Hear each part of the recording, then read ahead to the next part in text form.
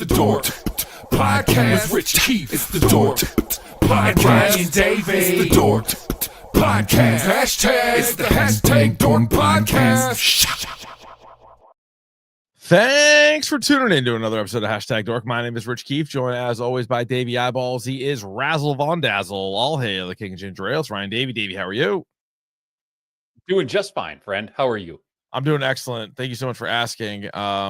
The Golden Globe nominations came out this week, and I don't know what your stance is on some of these films.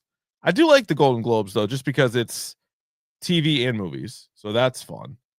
Yeah, I think they spread it out a little bit more. I think that's nice. And it's not as stuffy. This is the one where everyone gets drunk. Yeah, you get pissed drunk. You get your TV stars. You got your movie stars.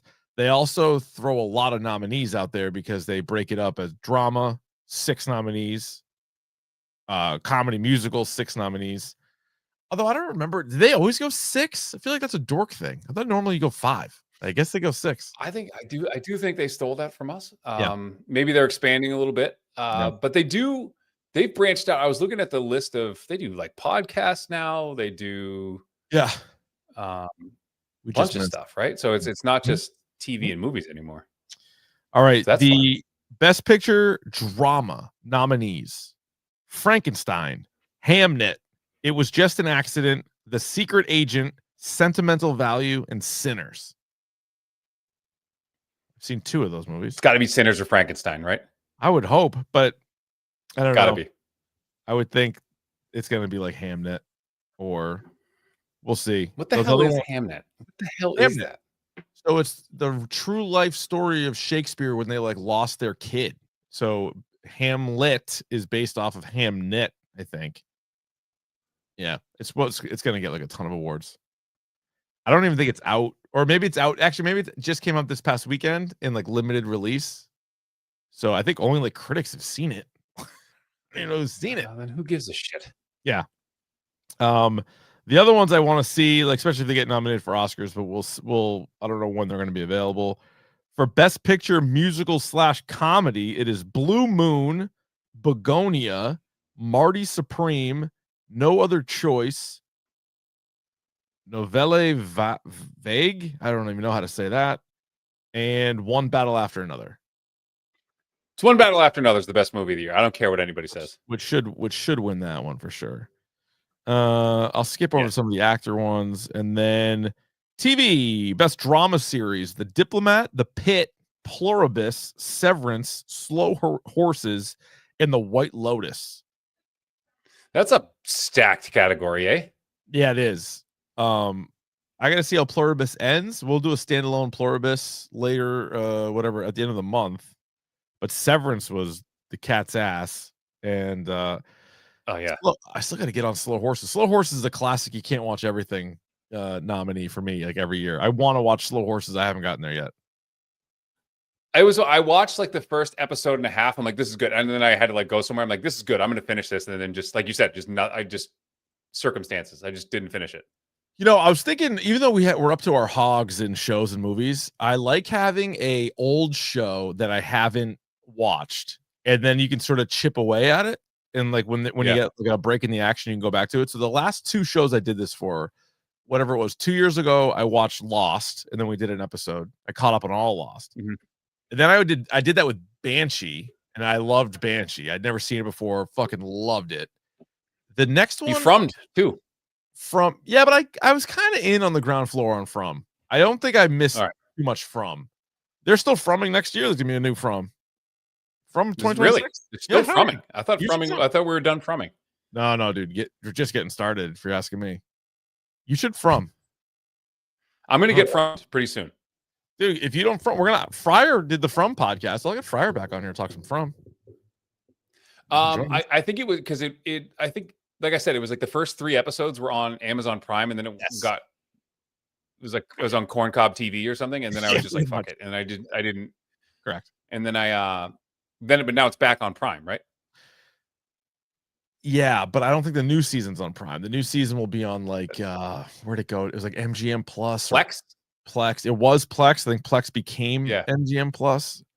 The show's awesome. And so I think season 4 is coming up in like the spring, maybe.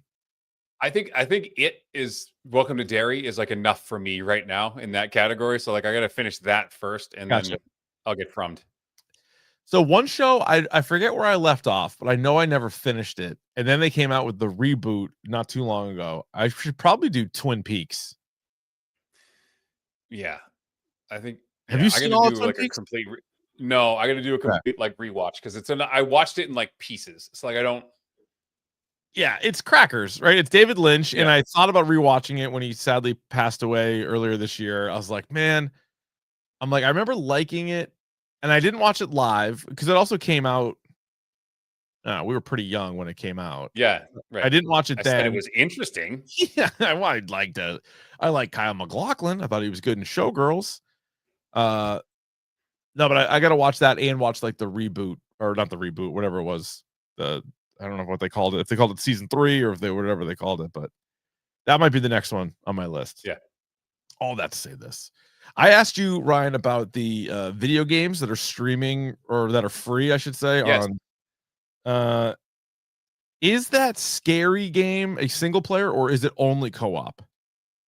So the the first 2 Outlasts were single player. I think the Outlast Trials, I think, could be co-op. Okay. I'm not sure, but like that was the one. You're the first Outlast, you're in like a mental hospital and you're like an investigative reporter. And the only thing you have to like see in the dark is like a camcorder. And at one point it like breaks. Oh. Yeah, it's pretty awesome. And it's one of those things like you got to stay still, like you can't make any noise. Oh man. It's pretty awesome. Would that be a good streaming game? Oh, absolutely. Okay. So the very first Outlast would be, for sure. Yeah, I downloaded the new one, and then I also downloaded was it Killing Floor? Killing Floor is fun. I mean, it's there's no whatever. Yeah, you just shoot and stuff. Like it's waves of zombies that you're just taking out. I love it. You can play it by yourself. It's awesome for free. And like Neon White is actually super. I don't think you'd like it, but it's a good game. Okay. Yeah. Yeah. So it seems like they got a few. Then they have a Lego game. So the monthly games look pretty good. Yeah. Oh, and by the way, so if you have a PlayStation Plus exclusive, you know the best thing on PlayStation for free right now is, and I cannot stop playing it. This was done like a Beyonce album, like no real fanfare. They remastered, and you can get it for free. The first Red Dead Redemption. Oh, I saw you playing that the other night. You were playing Red Dead again? So good.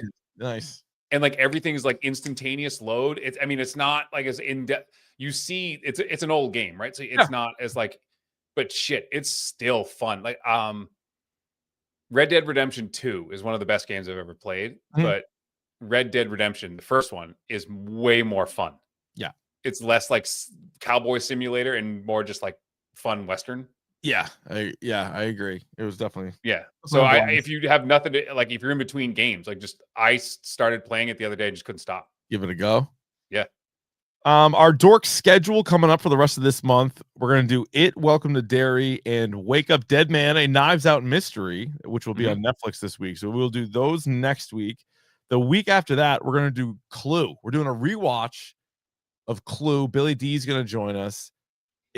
That movie came out 40 years ago this month. The 40-year anniversary of Clue. I'm gonna have to like bar the door so my wife can't get in because it's like one of her favorite movies too. So have her on. Like, you can hop on once. Yeah, that I haven't watched it in a while. Looking forward to it. I remember it used to be on Comedy Central like every day. And like I would be like, oh fuck, this movie's on again, and like I wouldn't watch it. It's good because like at the time, I think like my early teens, I was like, ugh. Like, I want to watch Kids in the Hall. Like turn this shit off. You know, I want to watch old SNLs or Crank Yankers. And then you realized how good that movie was. Absolute gem. Absolute gem. And then we'll do Pluribus on the 29th. And then our guy Bubbles is putting together another best of 2025. So we appreciate that. We'll have that at the end of the year. And then we will get to the Dorkies. I have not filled out my ballot completely yet, Ryan. And part of that is because there's a handful of TV shows and a couple of movies that I still want to watch, still want to finish, or in the case of the movie, I want to watch before I put together the list. But I am curious. Usually the first award we do every year is the Mario Kart 64 award for the best video game. How many like when you do like a first first draft of it do you think there are in consideration for like the top 6? I would say 10. Yeah, okay. For me. Okay. And again, I haven't played as much video games as I wish I could have this year, but I did play enough that like I would run you down this list. Claire Obscure Expedition 33, which is like a Final Fantasy type game, but really good. And like the story is actually like really fucking amazing. And Charlie Cox is the voice of like the main character. Oh, that's right. I remember you talking about that one. Yeah. Yeah. Split Fiction was really good. So it's the people who did like It Takes Two. So it's like you have to play with like another person. Doom the Dark Age was sneaky really, really good. They added a shield. So it's like basically just think of like Doom with like more medieval kind of vibes to it. The Donkey Kong Bonanza, I didn't play that yet, but it came up for Switch 2 and it's supposed to be like one of the best games like ever. All right. I'm trying to think. Borderlands 4 was really good. I know I'm forgetting something. College Football 26. Oh, Ghost of Yote. Oh, yeah. Ghost of Yote was spectacular. He mentions that at work like twice a day. He's like, who does? Stiz. He's like, you gotta play it's spectacular. Right. Really, really good. Right. And I'm having a lot of fun with this new Marvel game. Oh, good. Nice. Yeah. Nice. Yeah. So, so someone mentioned on Twitter or something, like they should do for the Game Awards, like they really should do like a single player multiplayer game of the year. Because because like a game like Arc Raiders is actually really, really, really good. And I wish I had enough friends to play that like online with. How many are on a team? 4, I think. Oh, that's not too bad. It's not bad, but I don't like, other than you, I don't really talk to anybody other than my family. So, but it's like a different category. Like I don't see it as a good a game as Ghost of Yote, just because like it's, I don't know, different tastes, you know. We could split that up. We could do it on our own awards. We could do best multiplayer, best single player. Should we do that? Yeah, and by the way, put that in right now. I think you may have just given us a good idea. What if I do that? What if we do the Mario Kart 64 award for best multiplayer video game of the year? Now you can also play that single player, but I would call that more multiplayer. And then what should we call it? The Last of Us award? Or like, what's the best single player game in your mind? It's either Last of Us or God of War. Okay. All right.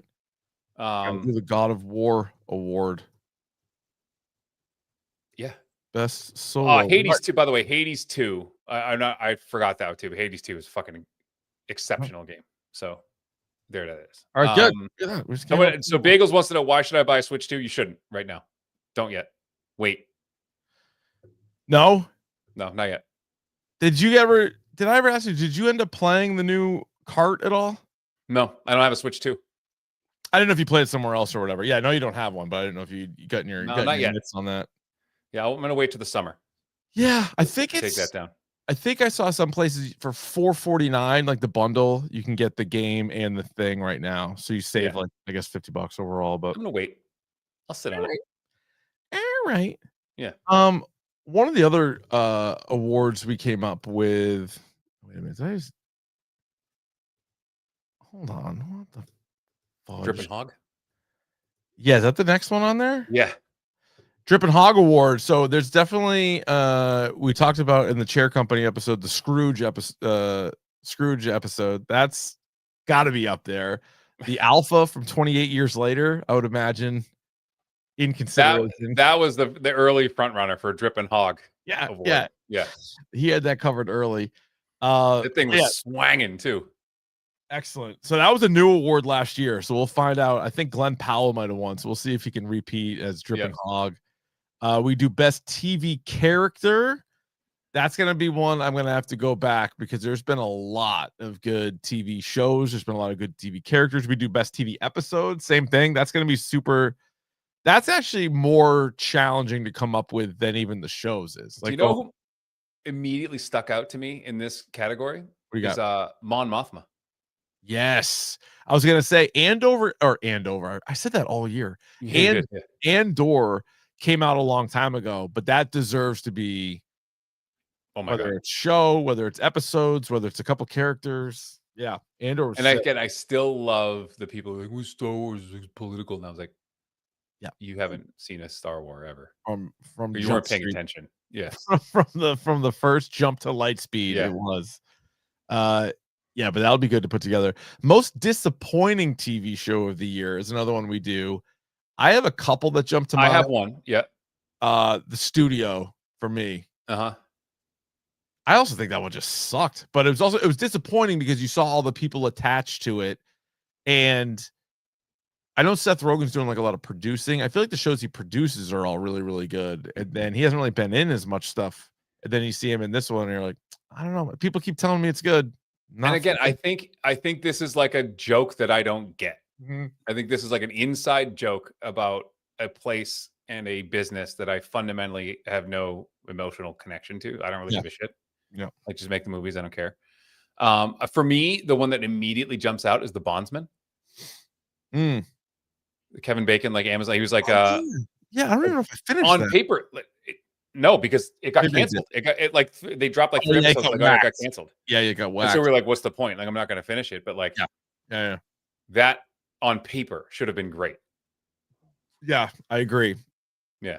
I'm gonna have to go. I have like a master list. I've been writing down all the shows that I've watched this year. But you know what was also disappointing actually was Daredevil Born Again, because kind of disappointing. Yeah. It was definitely one of our most anticipated that we always do. I was like, I couldn't wait for it, and I was like, man, it kind of didn't live up to it.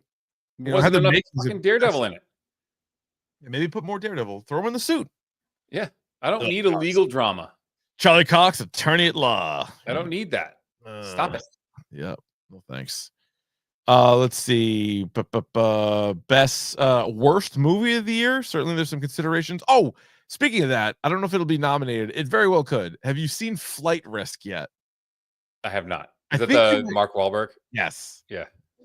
So it's gonna be hard to take the spot of Ice Cube and War of the Worlds. I was gonna say, could we have for the first time ever a movie be nominated for both the worst and best movie of the year? Yeah, possible. It's possible. Nothing's impossible, right? No, we can do whatever we want. It's our show, and we come up with these categories. We come up with the nominees. But Flight Risk was similar, where it was like pretty funny, but you're like, they're not really going for laughs, but it's pretty funny. And they at least shot the movie together, so it's not like COVID War of the Worlds where they're all like just on Zoom. But it's Mark Wahlberg. It's an actress I've never seen before, and it's Topher Grace from That 70s Show in a plane for most of the movie. And is Mark Wahlberg like hurting for money? Like, what's I think he just says yes to a lot of projects. I think he's just like, yeah, I'll do that. Is it just so he can keep that like bullshit ridiculous schedule that he says he does, that like he doesn't? Like, he gets up at 3 a.m. to work out, and then he prays for like an hour, like, and then eats breakfast. Like, no, you don't. Stop. Well, without looking it up, guess who the director of Flight Risk was or is? This was one. It was funny. I was talking to Nick at work about this. We both had the same thing. We didn't realize it until it like flashed up at the very at the end. Like, it cuts to credits, and the first thing, like Paul W.S. Anderson or something like that, like the guy who does all the Resident Evils. That's a good guess. The answer is Mel Gibson. Oh, so that's why it didn't, like, because no one wants to fucking mess with him. I guess, but like people don't like him, and that's fine. But like, he's directed some really good movies, and then this is like, how is that possible? And I looked it up. It was like the budget was like 25 million, and I'm like, they must have given 24 of it to Mark Wahlberg, because it's basically just in a plane, like a fake plane. I'm like, it was bad, but also good. So it's on HBO for people that like those, like the laugh at type of movies. Okay, I'll check that out. We always have our Brightside Home Theater Award for the movie you most need to see in a great theater. Speaking of that, I haven't watched it yet, but I'm going to ramp it up down here in the Dragon's Lair this Friday on Apple TV. F1 will be free streaming. Yeah, I'm excited to see that. That could be one of those where, like, I feel like the movie itself, I can't imagine it's great. Maybe I'm wrong. I'm going in with low expectations. I mean, it got good. It was reviewed well, right? I think it was. Yeah, I think it was reviewed fairly well. I like Brad Pitt. Brad Pitt's in a lot of my favorite films. Sure is. Best team up. That was a new one from a couple years ago. You son of a bitch. I'm in award for the best team up. Yeah. Do we have? I don't know if we had any of those this year. Oh, it could be anything. I've already thought of like two. Like the group in the bar in Sinners when all the fucking guys come in. Like that's a team up. Here's a sleeper. Skeleton Crew. Those kids. Was that this year? Was that this year? Nah. I think it was.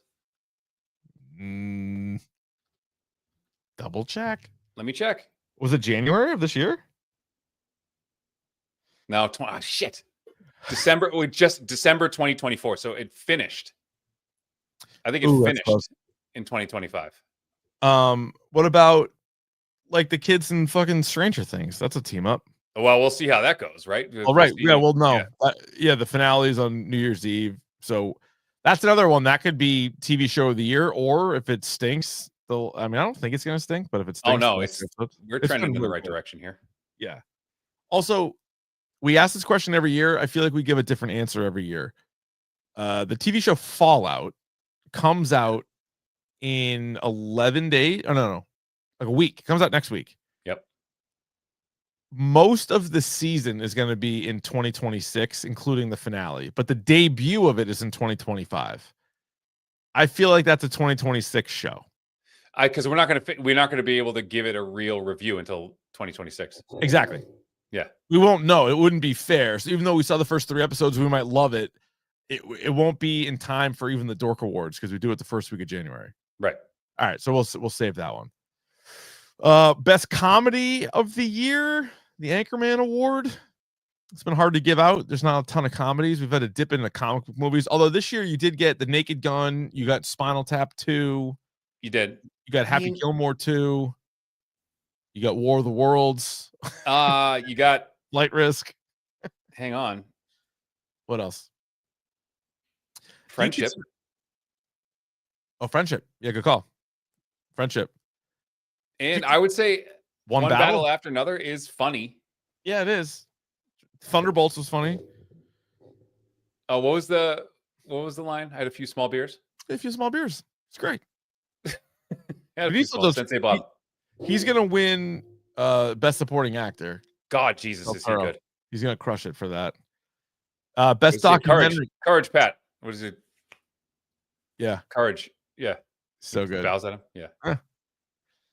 The Hoop Dreams Award for the best documentary of the year. Oh, it's got it. Have you watched the Diddy one? No. Oh. We might have to stand alone that. Oh, really? Yeah. I'm like not super interested in it, but it's crazy. It's 50 Cent did it, and so like there's So the big thing that came out today. Yeah. The big thing that came out today. Oh, and it's a completely unapologetic hit piece too. Like that's what makes it brilliant. Mm-hmm. So Diddy hired this videographer to follow him around when like all this shit started, thinking he was going to beat the case and then stiff the guy. Never paid him.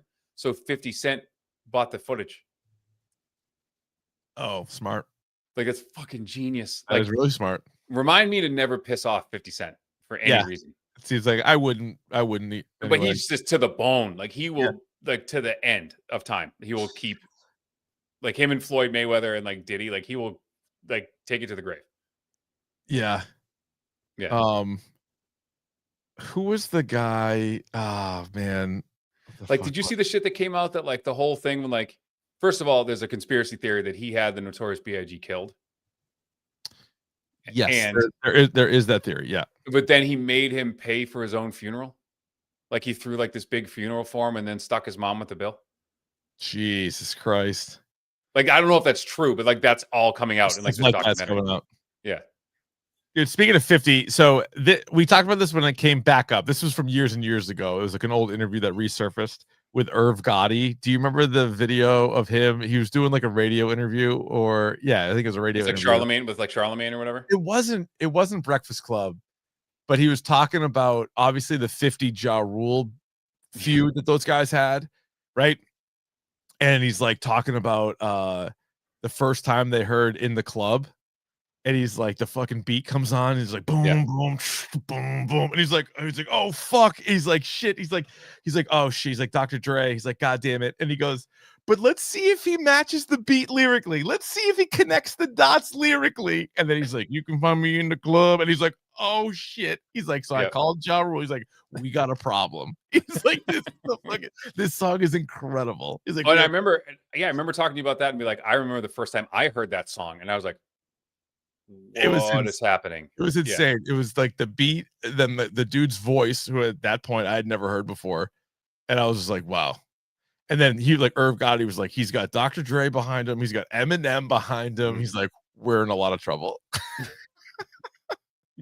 It's a great clip. It was like, I was on Twitter a while ago. I think we talked about it, but it's like, I watched it like 20 times in a row. It was like hysterical. I watched a fucked up documentary recently. Did you see the one on Netflix, the Carmen family deaths? No. About the family in like Rhode Island? No, I've been kind of staying away from true crime stuff recently. Gotcha. Yeah. Understandable. Yeah. We'll have our best character in a movie. We'll have the most comely, not to be confused with the Steal a Smooch Award, which is always you're gonna have to explain to me one more time. We're gonna do like characters, so you don't just need to include a list of actresses. You don't Sydney Sweeney. Every year. I'm like, all right, I'll find a movie she was in. We'll attach her to that. That's good. We'll reach out to the TLDR guys for the best comic books of the year. I've read some. I did finally read the first volume of Absolute Batman. See, I want to get my hands on that. I think that's my next read. Yep, it's good, right? Yep, it's good. I like that. Let's see. The Jason Rossi Award for the worst take of the year. Now, the first couple of years we did this, we really just included ones that were either said on this podcast or others in the DSG. But I feel like, especially in the spirit of the last week with Quentin Tarantino and his podcast, I feel like we open it up to all of that. So Tarantino calling Paul Dano the worst actor in SAG is maybe the leader in the clubhouse right now. I think there is a sneaky one that we talked about very recently, where somebody who was upset that we had a guest on our podcast saying like, I knew about, I think you should leave before they did. That's a shit take. Yep. That's an absolute shit take. And it's lame. Right. It's like, no, right. I like Tim Robinson more than you. No, I do. No, I watched his show on Comedy Central. It's like, okay. I saw him do Round Ball Rock on SNL. Okay. We all did. And it was brilliant. Sick. Hilarious. They had the thing I was watching one recently. They were on Seth Meyers, and Seth Meyers, when he has like old SNL people, was like, what's your best skit? And it was Zach Kanan and Tim Robinson, and they would like write together. And it was Martin Freeman was the host, and it was called Santa Traps. Did you see that? I didn't see this. I probably have seen the sketch, but I didn't see. No, it got cut. It got cut. I was gonna say, it got cut at dress, and it was like, it was Santa traps, and this guy was selling traps for Santa Claus, and they were just big bear traps. Awesome. And during the whole thing, he's like, "Oh, we got him!" And it was just he just kept catching bears. They were indistinguishable from bear traps. And he's like, "Well, what?" And Seth Meyers is like, "Well, they probably did it because families watch the Christmas specials. They didn't want to like see Santa get like hurt with like kids." He's like, "Well, they never caught him. They just kept catching bears." It's like, "Oh shit, another bear." Santa traps. That seems like a winner to me. I don't know. Yeah. I don't know what they want. This is one I'm gonna have to rack my brain on. It was a new one from a year ago because of Creature Commandos. The Cheers to the Tin Man Award for the character you most didn't want to die. And I feel like we have 4 more episodes of Stranger Things. There's a good chance. Mm-hmm. There's a real good chance somebody from Stranger Things, if not somebody's, are going to be on that. And I think Pluribus could have some. And Pluribus. And like Welcome to Derry. Like we could. Oh shit! People go. Yeah, definitely. So good point by Matthew in the chat. Anchorman was not in. Oh no, yeah, it was. I think it absolutely was. I think it was. No, he's not talking about ours. There was recently a top 50. Or is it top 100 comedy list? There's a bunch of lists. Actually, that's a good way of getting some easy bad takes. Yeah. Somebody came up with their top. it wasn't us. It was like Variety or Rolling Stone or one of these like magazines came out with a comedy list. And it was weird because like some of it was nonsense, but then they had Naked Gun #1. I was like, well, pretty good. Like, I like that. Yeah. Yeah, I'll have to double check. There was a couple of ones that weren't in there that were really good. Let's see. Best dork episode of the year. The thing you missed the most. Best movie of the year, of course. And then our most anticipated movie and most anticipated TV show. So we'll put together a list of all of those things. Ryan, anything else on the awards? So we'll have that. I'm excited. Yeah. This was like a sneaky good year for a lot of things. Yeah, I was going to ask you, I feel like the last really post-COVID TV has been better than movies overall, in my opinion. And you could, so we have Stranger Things finishing up, and you have probably what could be the best TV show of the year starting this week or next week. Yeah, it's true. So, I mean, I guess you could make a case. Maybe TV is still actually in front, but I feel like movies this year, like Bryan Cranston movies are back. There's a long list of movies that I like. I've seen a shitload of them, and like most of them I'd recommend and be like, yeah, go see that movie. That was good. We didn't talk about the movie we both recently just saw. But I saw a really good movie recently too. It's probably not the movie we're about to talk about. It's not. Jay Kelly. Yeah. Is a 2-hour, 12-minute movie on Netflix right now for free. It is a Roddy T score of 76% critics, 86% audience. Go ahead. Best comedy of the year, by the way.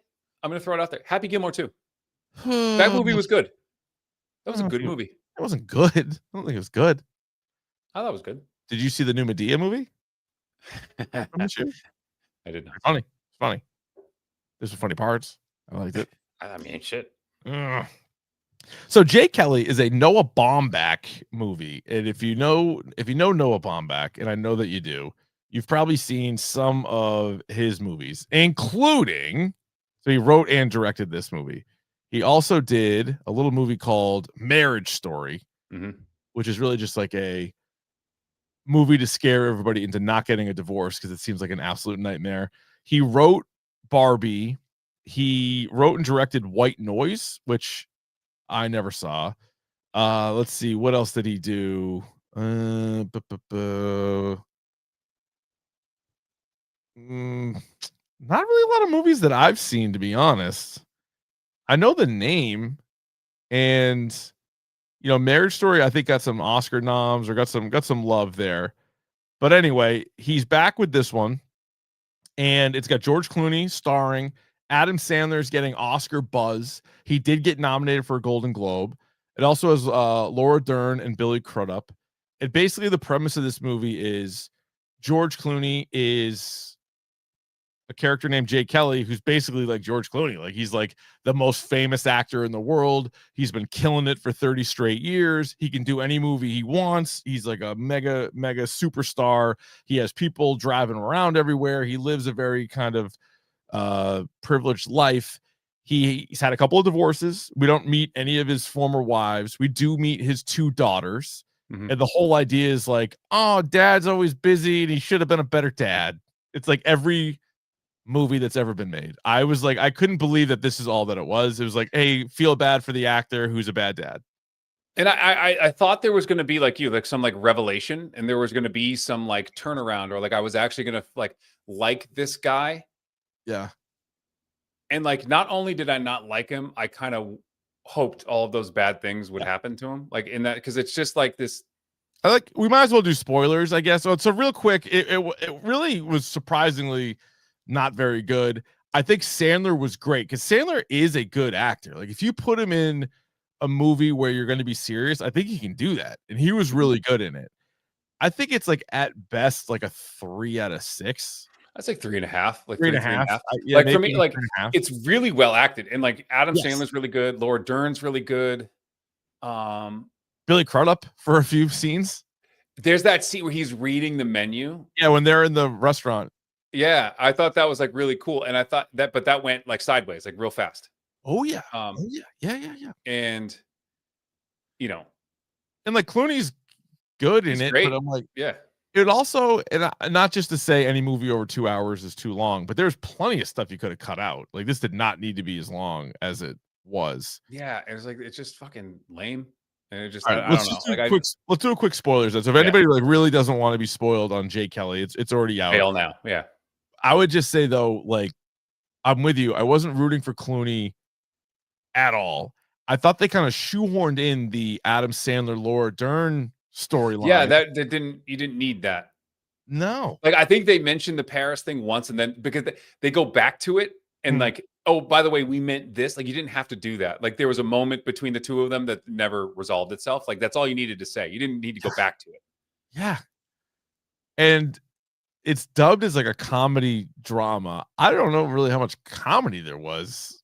Not a lot. And there was like the thing with like Patrick Wilson's great in everything, but like I don't know if you needed that guy or you didn't need that much of him. You could have just had him show up at the Italy thing and be like, "Oh, I'm what's the other guy?" Right? Yeah, he had like a couple whole big scenes with him. Isla Fisher plays his wife, and she has like a line. Yeah, I was like, all right, she's there. And like Stacy Keach is like Clooney's dad, and he's in it for like 0.2. Like, yeah, and then Greta Gerwig is Sandler's wife, who he just talks to on the phone. You're like, okay. And of course, Sandler's daughter has to get her lines in, and she's in there. Also, however you felt about the movie, you have to knock it down like a full stone because Adam Sandler calls George Clooney puppy. He calls everyone puppy. Calls everybody puppy. Like 20 times he says puppy. I hated that. It drove me nuts. And the guy who was like his friend, who was the director, called him like darling and like sweetheart.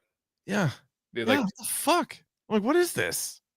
Yeah. Like, what are we? And it was also like, this was like A Christmas Carol is what this movie was. That's what I actually wrote that down. It was it was like a Hollywood Christmas Carol. It was because he was having flashbacks. Like he didn't have the Ghost of Christmas Present with him. He would just like he would have these like visions of younger self and choices that he made. I can't believe you said that. Like I wrote that down on the paper. I wrote it on the paper. I wrote it down. It felt like a douchey Christmas Carol. It was a Christmas Carol without the giant schlong at the end. Yeah, none of that. Pecker sucking. That's what I'm saying. Like a lot of movies are like this. Like whether it's an athlete, an actor, a rock star, somebody that has celebrity status and other people love, they don't have that same connection to their family. I'm like, yeah, it sucks. But I mean, the one like endearing thing was that he has that phone conversation with his older daughter at the end, and she's like, just be honest. He's like, yeah, I had to make a choice, and this is what I chose right, and that's the choice I made. And you're like, and then and I think I said like out loud at that moment, like, well, then fuck you. Like you don't get to have a relationship with these people because you just said you made the right choice. You just said you were honest with yourself, and you said that like you don't want that's what you wanted. It's like fine, you got what you wanted. Yeah, that's tough shit. You don't get to be sad.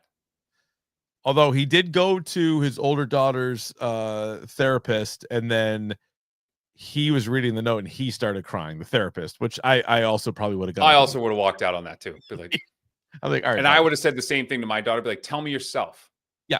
Yeah. I want to hear it from you. Like, I don't want to hear from the letter from your 10-year-old self. Like, fuck this guy. You surf? Like, fuck you, dude. I'm not here about your buddy. Like, she's like, I can't read it because I can't get through it. Then it's like, well, neither can this guy. Yeah. Find somebody who can. Yeah, it was disappointing. I really do hope Sandler finally gets an Oscar. I think that'd be cool. But I don't know if he will. And I think this is what's going to hurt him. I think is a month or so ago, I listened to The Big Picture a lot, the Ringer podcast, and they'll update their like Oscar power rankings. And it's like both how they feel. They always see movies early too, but it's like how they feel, but also how they feel like movies are being talked about and stuff. And at one point, maybe they still even do. They had like Jay Kelly in like their top 10. There's no fucking way it's a top 10 movie. So I feel like if the movie doesn't get nominated, if like Noah Baumbach doesn't get nominated, like maybe Sandler still gets nominated, but it might be tougher for him to win. Whereas like if he goes up against Benicio del Toro and one battle after another wins every fucking award, I feel like they're also going to win that. He's not going to win because he's supporting actor. They'll be in the same category. Not in the Golden Globe. Actually, in the Golden Globes also because I think they call him both a comedy, right? Yes. Yeah, so maybe he is.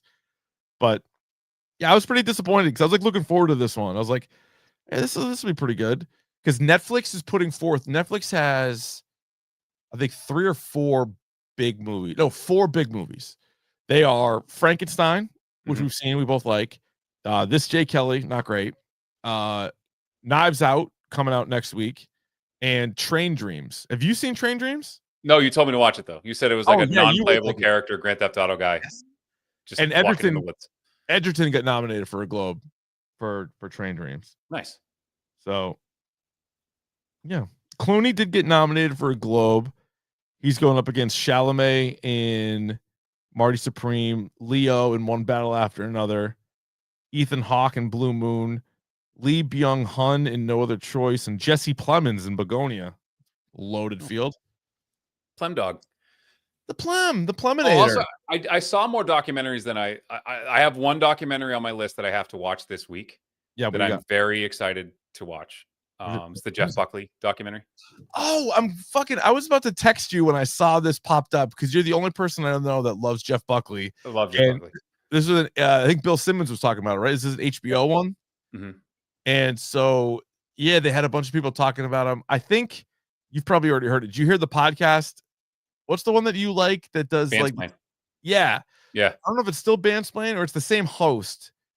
She actually had Sean Fennessy from The Big Picture. No, it's Bandsplain. He's on Bandsplain. Is it still Bandsplain? Yeah. So Fennessy, I like. He's good. He hosts The Big Picture, but he was originally like a music critic. Now he's a movie critic, and so he's on the Jeff Buckley episode. I bet it's pretty good. Here is a fun fact for you, Richard, that not a lot of I would say not a lot of people know, but some people do. So you remember hearing Radiohead's first album with like Creep, and like all that, and then you heard the Bends, which was like their next album, which had like Fake Plastic Trees and like those songs on it. Do you know why there was such a dramatic shift in those albums? No, I don't. Because Tom York saw Jeff Buckley live in London, and it changed. So Jeff Buckley is like responsible for like most of that Radiohead, from like that switch from like Pablo Honey to the Bends. It's like Johnny and Tom from Radiohead saw Jeff Buckley live. No shit. It's like that guy is I don't really know much about. And you can hear it in Tom York's. You can hear it in Tom York's voice. You can hear it, like that high, like falsetto stuff. That's wild. I remember you talking about him, and I haven't watched the documentary. I don't know enough about it, but was there like a mysterious death with him? Yeah. So it was this really, I haven't watched the documentary yet, so I don't know how in depth they go with this, but my understanding is that like he would tell people that like he wasn't going to be around for long, and he would tell people that he basically was going to die. Like, and like his dad was a famous singer-songwriter in like the 60s, and he drowned. Like like randomly. Like he was just by himself and just like fell into a river and drowned. Wild. No foul play, no drugs in his system, no suicidal ideology, just drowned. It was just random. Wow. So I'm interested to see like the documentary is getting rave reviews, but I also saw the Stiller and Mira, the one Ben Stiller did for like his parents. Oh no, I didn't see that. It was actually really good. It was really good. I guess Jerry Stiller was one of those guys who like recorded everything. Oh, so they must have. It's all like home videos and tapes and like all this stuff. And I knew his parents were like, obviously I didn't know, I wasn't around in like the 60s. So I didn't know they were on like, what's that? Ed Sullivan. Like they were regular guests on Ed Sullivan. They were like a comedy team. Like I didn't know that. It was actually really cool to watch. And then there was one called The Perfect Neighbor. I watched that. No. The perfect neighbor. The woman who like shot her. Yeah, it was horrible. Yeah. That was horrible. Yeah, it was good. I mean, it was a good documentary, but it was a horrible story. Was that the one that was like I know exactly what it was. I'm just saying like what they showed in it, I could not believe. Yeah, like some of like all body cam stuff. The whole movie was a body cam. I did watch that. Did you watch Caught Stealing? Yeah, I liked it. It was awesome. I liked it. Caught Stealing. It was like an Aronofsky's Snatch. It kind of was. And I don't honestly, I'm not a big Austin Butler fan. I thought he was awesome in it. I thought Zoe Kravitz was awesome.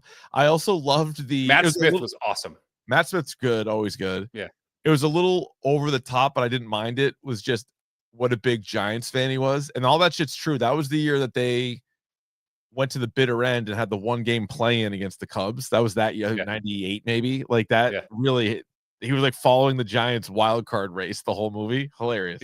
And what's it? Liev Schreiber and what's his name? Vincent D'Onofrio was still good.